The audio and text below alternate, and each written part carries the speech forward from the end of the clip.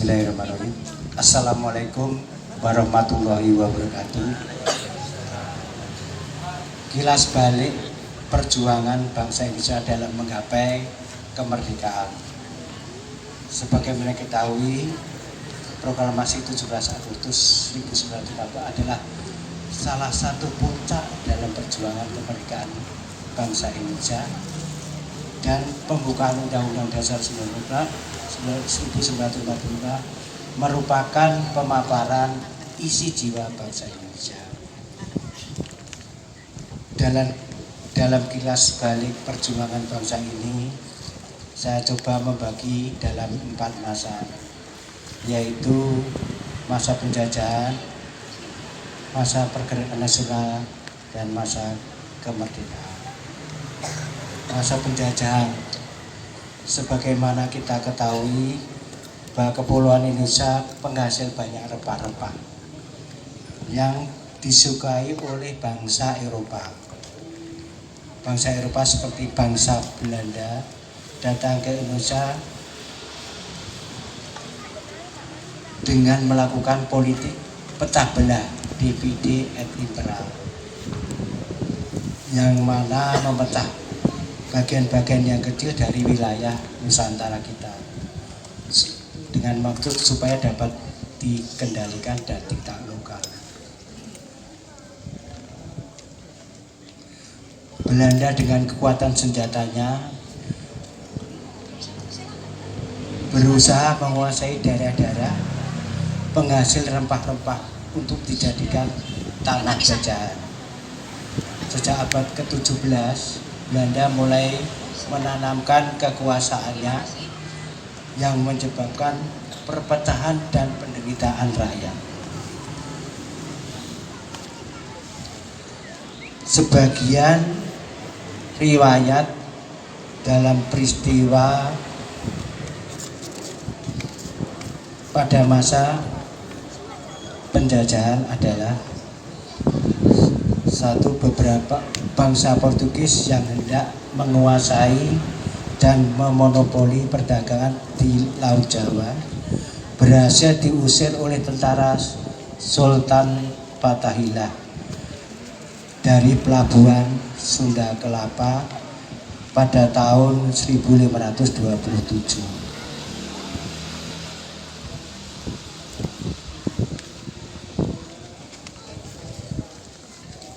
Kemudian yang kedua, bangsa Belanda juga berusaha mencari rempah-rempah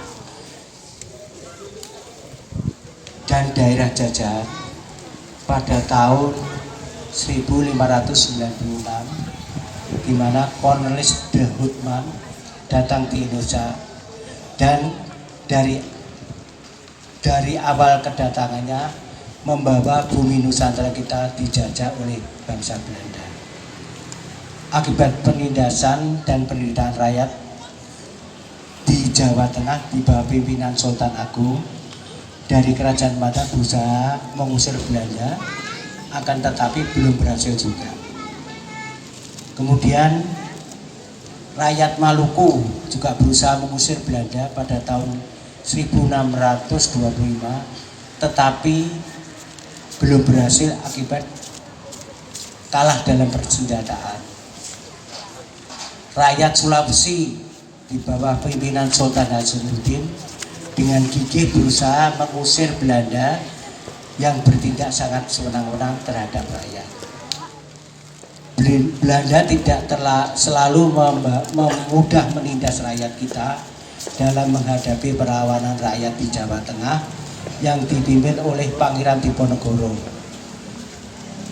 Belanda melakukan tipu muslihat. Diponegoro diajak berunding di kota Magelang, tetapi kemudian beliau ditangkap dan diasingkan ke Makassar sehingga wafatnya.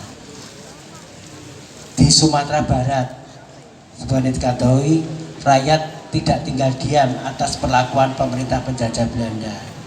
Mereka di bawah pimpinan Tuanku Imam Bonjol mengadakan perlawanan perjuangan.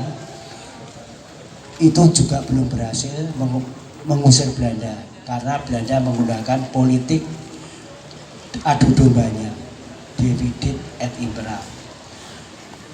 Kemudian pahlawan Kalimantan Selatan yang terkenal adalah Pangeran Antasari. Beliau adalah pemimpin perang Banjar melawan Belanda pada abad ke-19. Selain Pangeran Antasari ada juga tokoh-tokoh lain seperti Sultan Adam, Pangeran Hidayatullah, dan lain-lain yang juga berperan dalam perjuangan melawan penjajah di Kalimantan Selatan. Mereka dengan gigih berusaha mengusir Belanda dan dari wilayahnya, tetapi perjuangan belum juga berhasil, walaupun Belanda banyak kerugiannya baik harta maupun nyawa. Belanda semakin bertambah kuat kekuasaannya di bumi Nusantara kita. Pada tahun 1850 dikeluarkan peraturan tanah paksa dan kerja rodi. Akibatnya rakyat kita bertambah penderitaannya. Semakin bertambah penderitaan rakyat, semakin keras perlawanan terhadap ketidakadilan dan keseimbangan. Kedua, masa pergerakan nasional. Pada awal abad ke-20 timbul pergerakan bercirikan kebangsaan, antara lain Budi Utomo, Syarikat Islam, Indisi Partai, Perhimpunan Indonesia, Perguruan Taman Siswa, Partai Nasional Indonesia, Perkumpulan Pemuda dari Sumatera, dari Jawa, Ambon, dan lain-lainnya.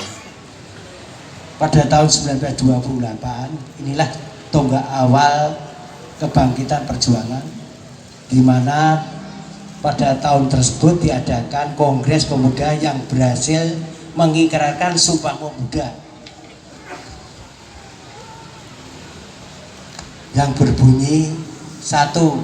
Kami putra dan putri Indonesia mengakui bertumpah darah satu tanah air Indonesia.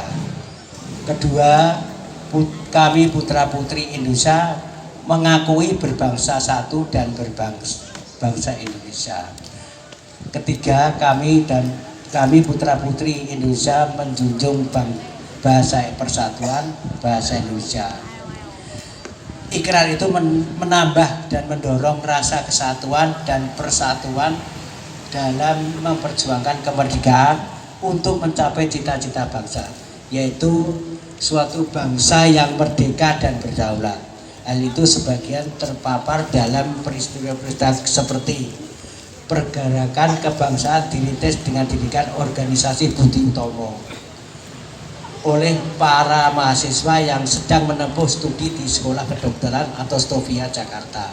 Pada tahun 1908, ketua pertama dari organisasi tersebut adalah Budi Utomo atau Dr. Sutomo.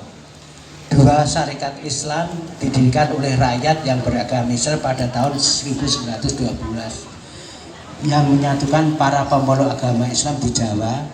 Sebagai pemimpin Syarikat Islam di bawah pimpinan HOS Cokro Aminoto.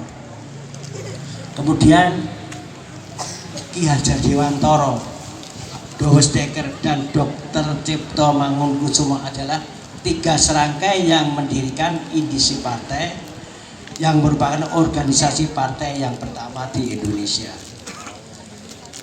Untuk mengimbangi sistem pendidikan yang diadakan oleh pemerintah Belanda, pada tahun 1922 Ki Hajar Dewantoro mendirikan perguruan tinggi Taman Siswa di Yogyakarta yang berhaluan kebangsaan.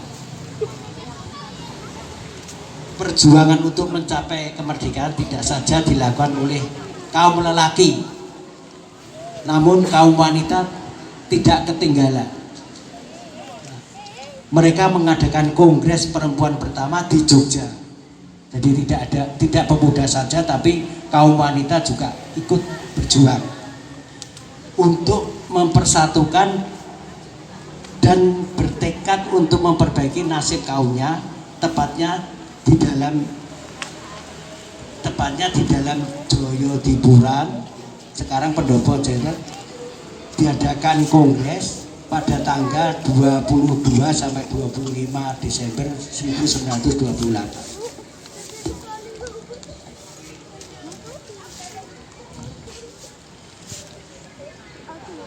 Untuk lebih meningkatkan persatuan dan persatuan bangsa, dilangsungkan juga Kongres Bahasa Indonesia pertama yang diadakan di Solo, Jawa Tengah pada tanggal 25 sampai 27 Juni 1938. Kongres ini bertujuan untuk membahas perkembangan bahasa Indonesia dan mencari solusi atas berbagai kendala dalam penggunaannya sebagai bahasa persatuan.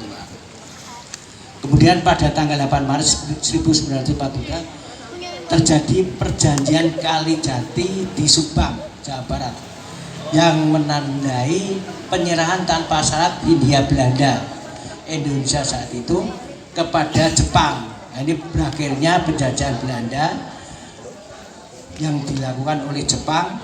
Perjanjian ini mengakhiri masa penjajahan Belanda dan memulai pendudukan Jepang di Indonesia. Karena Jepang memerlukan penjagaan garis belakang, maka mereka melatih pemuda-pemuda kita dalam bidang kemiliteran dan membentuk tentara pembela tanah air atau PETA. Gabungan perjuangan persenjataan dan diplomasi mengakibatkan Belanda mendapat tekanan dari dunia internasional, sehingga Belanda terpaksa menerima perundingan meja bundar dalam tetap terpelihara perpecahan yang diusahakan oleh Belanda dengan meninggikan negara-negara bonekanya seperti negara Pasundan, negara Jawa Timur, negara Indonesia Timur. Jadi satu garis dalam satu listiwa, beda-beda tapi kita tetap satu jua, bersatu padu dalam membangun Indonesia. Kita semua dari ibu-ibu TWP yang sudah cukup terkenal di berbagai daerah untuk mengisi acara. Bagi Bapak Ibu yang ingin menggunakan jasa mereka bisa menghubungi 0828 2337 8120774. Setelah ini kita akan menyaksikan kembali tayangan Kilas Balik Sejarah.